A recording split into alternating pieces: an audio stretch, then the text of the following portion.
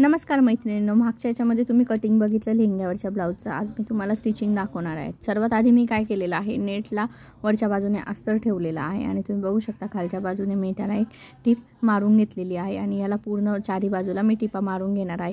मी अस्तरवरती डायरेक्टसुद्धा net गळा उलटू शकली असते, पण ते ट्रान्सपरंट त्याच्यामध्ये टिप दिसेल आणि आपण जे नॉचेस दिलेले ते सुद्धा ट्रान्सपरंट दिसेल नेटच्या बाहेरून, म्हणून मी याला कॅनव्हासने फिनिशिंग देणार आहे. तुम्ही बघू शकता अशा प्रकारे तुम्हाला सुद्धा चारी बाजूला टिपा मारून घ्यायच्या आहेत.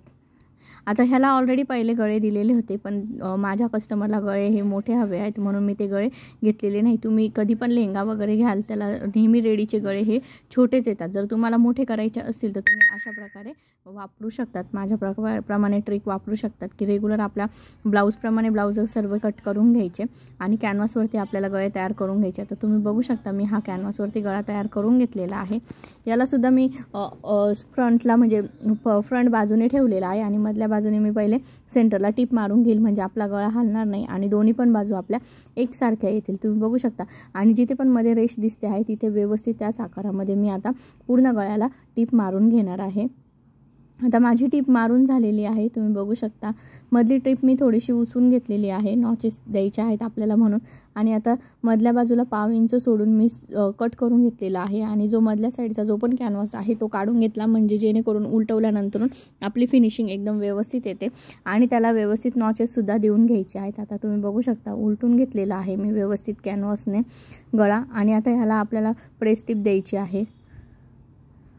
मी आता याला व्यवस्थित प्रेस टिप देऊन देते आहे.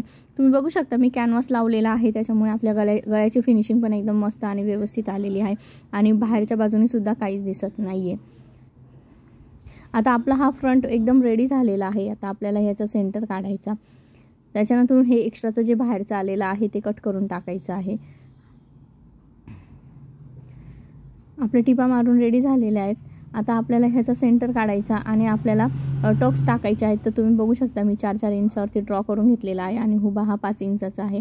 माझ्या कस्टमरची छाती ही 32 आहे, त्याच्याप्रमाणे आपल्याला टक्स टाकायचे आहेत. आता दोन्ही बाजूला मी अर्धा इंच दाबून घेतलेला आहे, म्हणजे आपला 1 इंचाचा टक्स तयार झालेला आहे खालच्या बाजूला आणि उभा 5 इंचाचा. मार्जिनला दोन्ही बाजूला मी 1-1.5 इंचाची जागा ठेवलेली आहे, त्यानुसार टक्स फिटिंग केलेले होते. आता तुम्ही बघू शकता मी बॅक रेडी करते आहे. बॅकला पण मी जसं फ्रंटला खालच्या बाजूने टिप मारून उलटून घेतलं आहे, तसंच बॅकला सुद्धा तुम्हाला खालच्या बाजूने टिप मारून उलटून घ्यायचं आहे. तुम्ही बघू शकता याला सुद्धा मी सेंटरला टिप मारून घेतली, जेणेकरून माझा गळा हलायला नको आणि जी पण मधली रेष दिसते, मधली लाईन दिसते, त्या लाईनीच्या आकारामध्ये आपल्याला व्यवस्थित टिप मारून घ्यायची आणि खालच्या बाजूला तुम्हाला हुकासाठी किती जागा हवी आहे ते तुम्ही पहिले चेक करायचं. तुम्ही बघू शकता माझी टिप मारून व्यवस्थित रेडी झालेली आहे आणि आता हा मधला 1/2 इंचाच्या आसपास आपल्याला कट करायचा आहे. मी व्यवस्थित 1/2 इंचाच्या आसपास कट करून घेतलेला आहे आणि मधला जो कॅनव्हास आहे तो सुद्धा आपल्याला काढून घ्यायचा आहे. आता हा आपला बॅक व्यवस्थित कट करून रेडी झालेला आहे आणि याला आता मी उलटून घेते, म्हणजे आता ह्याला मी प्रेस टिप टाकून घेते आहे. जशी फ्रंट बाजूला टाकली तशीच बॅक साईडला सुद्धा प्रेस टिप टाकून घेते. त्याचप्रमाणे आता मी याला पूर्ण गळ्याला प्रेस टिप टाकून घेते आहे. तुम्ही बघू शकता प्रेस टिप टाकून माझी रेडी झालेली आहे. आता आपल्याला ह्याला बॅक साईडला ओपनिंग द्यायची आहे, म्हणून मी पहिले सर्वात आधी टक्स टाकून घेणार आहे, म्हणजे ते दोन्ही साईडचे एकसारखे येतील. 4.5 अंतरावरती मी आडवं माप टाकलेलं आहे आणि हुबसुद्धा 4 अंतरावरती घेतलेला आहे आणि हे 1/2 इंचाचे टक्स दाबलेले आहेत, जेणेकरून माझा अर्धा इंचाचा टक्स तयार होईल. तुम्ही बघू शकता माझा टक्स रेडी झालेला आहे आणि आता ह्याला बॅक साईडला कट करून घेतलेला आहे. बॅक साईडला आपल्याला आता काच बटन आणि हुक पट्टी तयार करून घ्यायची आहे. तुम्ही बघू शकता एका साईडला मी 2 इंचाची आणि एका साईडला मी 2.5 इंचाची पट्टी तयार करते. ही 2 इंचाची पट्टी तयार केलेली आहे. कॅनव्हास मी त्याला तसाच ठेवलेला आहे, म्हणजे फिनिशिंग एकदम व्यवस्थित आणि कडकमध्ये बसेल. जो पण माझा गळ्याचा मधला भाग होता त्याच्यामध्येच मी काच बटन पट्टी आणि हुक पट्टी तयार करून घेते. आता हुक पट्टी माझी रेडी झालेली आहे. काच बटन पट्टी आता आपल्याला रेडी करायची आहे. तुम्ही बघू शकता मी कॅनव्हास काढलेला नाही आहे, कॅनव्हास तसाच ठेवलेला आहे मी. आता ह्याला सुद्धा आपल्याला त्याचप्रमाणे टिप मारून घ्यायची आहे. आतल्या बाजूने बाहेर काढायचा आहे आपल्याला. हा जी पण आपण काच बटन पट्टी तयार करतो ती आतल्या बाजूने बाहेर काढायची आणि हुक पट्टी ही बाहेरच्या बाजूने आत टाकायची. तुम्ही बघू शकता आपली काच बटन हुक पट्टी रेडी झालेली आहे. माझा फ्रंटसुद्धा रेडी आहे. आता व्यवस्थित ठेवायचं, खालच्या बाजूला नीट व्यवस्थित चेक करायचं आणि आपल्याला याला वरच्या बाजूला शोल्डर जॉईन करून घ्यायचे आहेत. आता तुम्ही बघू शकता मी शोल्डर कसे जॉईन करते आहे. जे पण कॅनव्हासचा भाग आहे तो एकसारखा एकमेकांना मॅच करून घेतलेला आहे थोडा, म्हणजे आपल्याला पुढच्या बाजूला फिनिशिंग येईल. आणि तिथे पण व्यवस्थित प्रेस टिप मारून घ्यायची आहे.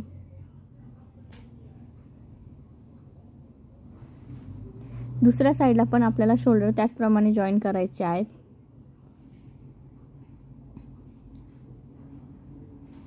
दुसऱ्या साईडला सुद्धा मी शोल्डर त्याचप्रमाणे जॉईन करून घेते आहे. वरती अर्धा इंचावरती टिप मारून आपले दोन्ही बाजूचे शोल्डर जॉईन झालेले आहेत. आता आपल्याला व्यवस्थित फिटिंग करायची आहे म्हणून चेक करायचा आहे. बाहेरचा भाग जो पण एक्स्ट्राचा निघलेला आहे तो व्यवस्थित कट करून घ्यायचा आहे.